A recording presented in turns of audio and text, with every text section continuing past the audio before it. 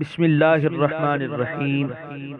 اللہ کے نام سے شروع کرتا ہوں جو بہت ہی مہربان ہمیشہ رحم فرمانے والا ہے۔ سورہ بقرہ آیت نمبر 274۔ الذين ينفقون أموالهم بالليل والنهار سرا وعلانية فلهم أجرهم عند ربهم ولا خوف عليهم ولا هم يحزنون۔ ترجمہ: جو لوگ خرچ کیا کرتے ہیں اپنے مال رات میں اور دن میں چھپا کر اور علانیہ، تو ان کے لیے ان کا اجر ہے اپنے رب کے پاس، اور نہ انہیں کچھ خوف ہے اور نہ وہ غمگین ہوں گے۔ سورہ بقرہ آیت نمبر 275۔ الذين يأكلون الربا لا يقومون إلا كما يقوم الذي يتخبطه الشيطان من المس ذلك بأنهم قالوا إنما البيع مثل الربا وأحل الله البيع وحرم الربا فمن جاءه موعظة من ربه فانتهى فله ما سلف وَأَمْرُهُ إِلَى اللَّهِ وَمَنْ عَادَ فَأُولَئِكَ أَصْحَابُ النَّارِ هُمْ فِيهَا خَالِدُونَ۔ ترجمہ: جو لوگ کھایا کرتے ہیں سود، وہ نہیں کھڑے ہوں گے مگر جس طرح کھڑا ہوتا ہے وہ جسے پاگل بنا دیا ہو شیطان نے چھو کر۔ یہ حالت اس لیے ہوگی کہ وہ کہا کرتے تھے کہ سوداگری بھی تو سود کی مانند ہے، حالانکہ حلال فرمایا اللہ تعالیٰ نے تجارت کو اور حرام کیا سود کو۔ پس جس کے پاس آئی نصیحت اپنے رب کی طرف سے تو وہ سود سے رک گیا، تو جائز ہے اس کے لیے جو گزر چکا، اور اس کا معاملہ اللہ کے سپرد ہے۔ اور جو شخص پھر سود کھانے لگے تو وہ لوگ دوزخی ہیں، وہ اس میں ہمیشہ رہیں گے۔ سورہ بقرہ آیت نمبر 275 کے پہلے حصے کی تفسیر۔ پہلے سخی اور کریم الطبع لوگوں کا ذکر فرمایا جو محض اللہ تعالیٰ کی رضا کے لیے لوگوں کی امداد کرتے ہیں اور کسی معاوضے بلکہ شکریہ کی بھی توقع نہیں رکھتے۔ اب ان لوگوں کا ذکر ہے جو دولت مند ہونے کے باوجود اتنے تنگ دل بلکہ سنگ دل ہیں کہ اپنے مجبور اور معذور بھائی کی ویسے امداد تو کجا، قرض بھی دیتے ہیں تو سود کا مطالبہ پہلے کرتے ہیں۔ ان آیات میں ربا یعنی سود کو حرام کر دیا گیا۔ اب ہمیں یہ دیکھنا ہے کہ اس وقت کے اہل عرب کس چیز کو ربا کہا کرتے تھے اور اس کی کیا کیا شکلیں رائج تھیں۔ لغت عرب میں ربا کا معنی زیادتی ہے۔ اصطلاح میں اس مقررہ زیادتی کو ربا کہا جاتا ہے جو کسی رقم کی ادائیگی میں دیر کرنے پر ادا کی جاتی تھی۔ اس کی مروجہ شکلیں یہ تھیں کہ کسی نے کوئی چیز خریدی، قیمت اگر وہ ادا نہ کر سکتا تو ایک میعاد مقرر کر دی جاتی، اگر وہ اس میعاد پر بھی قیمت ادا نہ کر سکتا تو میعاد بھی لمبی کر دی جاتی اور قیمت میں بھی اضافہ کر دیا جاتا۔ مثلا 10 روپیہ کی کوئی چیز لی اور 1 ماہ کے بعد قیمت ادا کرنے کا وعدہ کیا، مہینہ گزرنے کے بعد اگر اسے 10 روپے میسر نہ آئے تو وہ 1 ماہ کی مزید مہلت طلب کرتا اور 10 کی بجائے 12 روپیہ ادا کرنے کا اقرار کرتا۔ ایک شکل یہ بھی تھی کہ کسی سے 100 روپیہ مثلا قرض لیا اور طے یہ پایا کہ مقروض ہر سال 100 کے ساتھ 10 روپے زائد ادا کرے گا۔ ان دونوں شکلوں کو اس وقت ربا کہا جاتا۔ یہاں ایک چیز اور تحقیق طلب ہے، کیا اس وقت کے لوگ صرف نجی ضروریات کے لیے ہی سودی قرض لیا کرتے تھے یا کاروبار کرنے کے لیے بھی سودی قرض کا اس وقت عام رواج تھا؟ بعض لوگ جنہیں عرب کے حالات اور رسم و رواج کی تفصیلی مطالعہ کی فرصت نہیں ملی، کہتے ہیں کہ اس وقت صرف ذاتی ضروریات کے لیے ہی قرض لیا جاتا تھا اور کاروبار کے لیے قرض لینے کا اس قدیم غیر متمدن معاشرے میں کوئی تصور نہ تھا۔ لیکن اگر وہ دنیا کا نقشہ ملاحظہ فرمائیں تو انہیں معلوم ہو جائے گا کہ اس وقت جب کہ نہر سویز نہیں کھدی تھی، جب کہ بڑے بڑے بحری جہاز مارز وجود میں نہیں آئے تھے، مشرق و مغرب کی تجارت خشکی کے راستے سے ہوتی تھی، اس وقت تجارتی کاروانوں کی راہ گزر جزیرہ عرب تھا۔ عرب کے لوگ عموماً اور اہل مکہ خصوصاً تجارت میں خوب حصہ لیتے تھے، اور اس امر کا تذکرہ تو خود قرآن حکیم میں ہے کہ اہل مکہ کے تجارتی قافلے سردیوں میں یمن اور فارس کی طرف اور گرمیوں میں شام اور روم کی طرف باقاعدگی سے جاتے تھے، اور یہی ان کا ذریعہ معاش تھا۔ اور تاریخ اس پر اٹل شاہد ہے کہ جو قافلہ شام سے ابو سفیان کی قیادت میں مکہ واپس جا رہا تھا، جس کا مسلمانوں نے مدینہ طیبہ سے نکل کر محاصرہ کرنے کا ارادہ کیا تھا، اس میں تمام اہل مکہ کا سرمایہ تھا۔ مکہ میں کوئی گھر ایسا نہ تھا جس نے اس میں اپنا حصہ نہ ڈالا ہو، اور حصے کی دونوں مختلف شکلیں رائج تھیں۔ یا تو سرمایہ دینے والا نفع میں شریک ہوتا تھا، یا وہ اپنا مقررہ حصہ ٹھہرا لیا کرتا، خواہ قرض لینے والے کو نفع ہو یا نقصان۔ ان تاریخی حقائق کی موجودگی میں یہ فرض کر لینا کب روا ہے کہ اس وقت کے اہل عرب کاروبار کے لیے سودی قرض نہیں لیا کرتے تھے۔ قرآن نے ہر ربا کو حرام کیا، کہیں آپ کاروباری سود لینے کی اجازت نہیں دکھا سکتے۔ سورہ بقرہ آیت نمبر 275 کے دوسرے حصے کی تفسیر۔ وہ جسے پاگل بنا دیا ہو شیطان نے چھو کر۔ ان کلمات میں سود خوار کی کیفیت بیان کی جا رہی ہے۔ فرمایا جیسے اسیب زدہ اور پاگل آدمی عجیب و غریب حرکتیں کرتا ہے جنہیں دیکھ کر انسان ہنسی ضبط نہیں کر سکتا، اسی طرح یہ سود خور بائیں حشمت و جاہ دولت کی محبت میں یوں مارے مارے پھرتے ہیں، اور ان سے ایسی نامعقول باتیں اور ناشائستہ حرکتیں سرزد ہوتی ہیں کہ دیکھنے والے کو گمان ہوتا ہے کہ شاید ان پر کسی چیز نے تسلط جما رکھا ہے۔ ان کی دنیاوی زندگی بھی یوں ہی گزرے گی، اور قیامت کے روز بھی ان کا یوں ہی حشر ہوگا۔ سورہ بقرہ آیت نمبر 275 کے بقیہ حصے کی تفسیر۔ اللہ تعالیٰ نے تجارت کو حلال کیا اور حرام کیا سود کو۔ سود کے جواز کے لیے جو دلیل آج پیش کی جاتی ہے، بعین ہی یہی استدلال 14 صدیاں بیشتر غیر متمدن عرب کے سودخوار پیش کیا کرتے تھے۔ یعنی جب دوسری اجناس کے لین دین میں نفع حاصل کرنا درست ہے تو روپیہ جو ایک جنس ہی ہے، اس کے لین دین میں اگر نفع لیا جائے تو اسے حرام کیوں قرار دیا جائے؟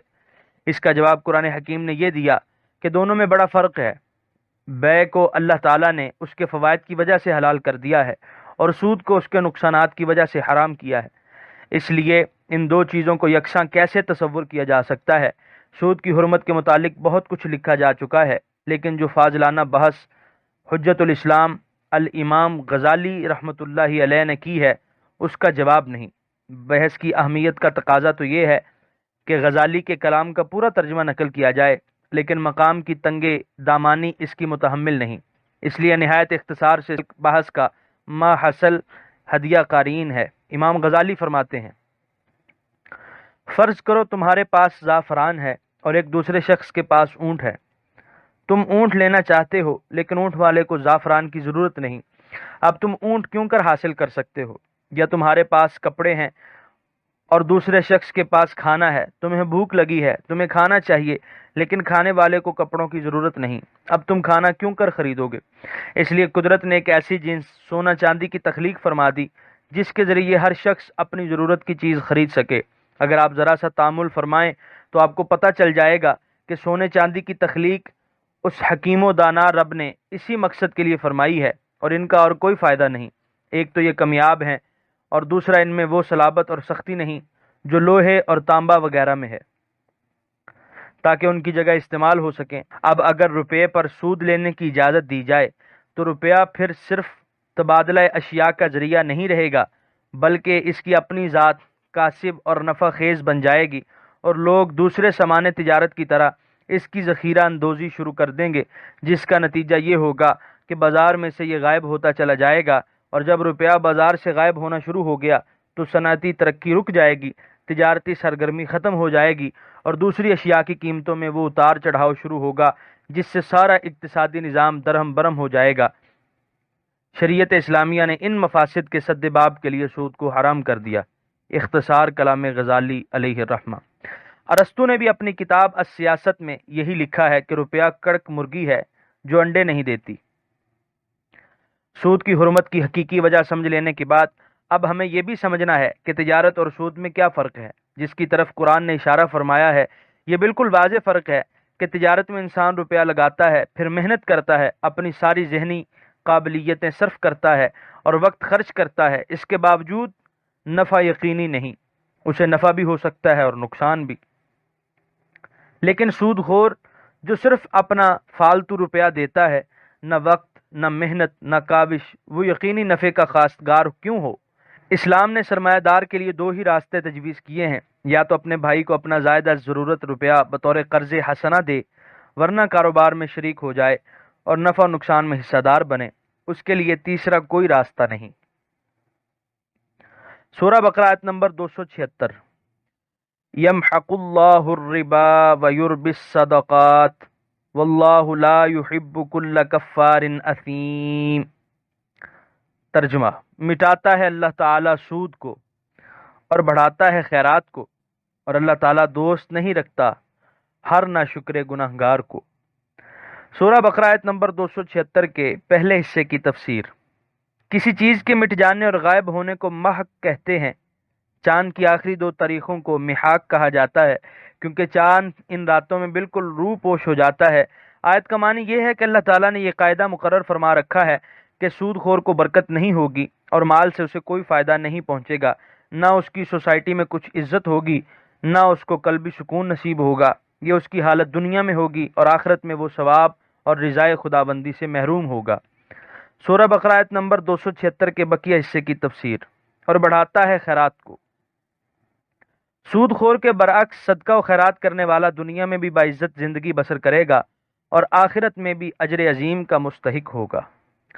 سورہ بقرہ آیت نمبر 277۔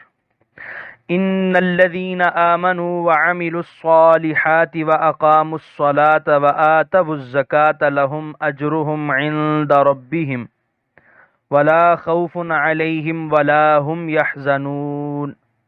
ترجمہ: بے شک جو لوگ ایمان لائے اور کرتے رہے اچھے عمل اور صحیح ادا کرتے رہے نماز کو اور دیتے رہے زکوٰۃ کو، ان کے لیے ان کا اجر ہے ان کے رب کے پاس، نہ کوئی خوف ہے انہیں اور نہ وہ غمگین ہوں گے۔ سورہ بقرہ آیت نمبر 278۔ یا ایہا الذین آمنوا اتقوا اللہ وذروا ما بقی من الربا ان کنتم مؤمنین۔ ترجمہ: اے ایمان والو، ڈرو اللہ سے اور چھوڑ دو جو باقی رہ گیا ہے سود سے اگر تم سچے دل سے ایماندار ہو۔ سورہ بقرہ آیت نمبر 279۔ فَإِن لَّمْ تَفْعَلُوا فَأْذَنُوا بِحَرْبٍ مِّنَ اللَّهِ وَرَسُولِهِ وَإِن تُبْتُمْ فَلَكُمْ رُءُوسُ أَمْوَالِكُمْ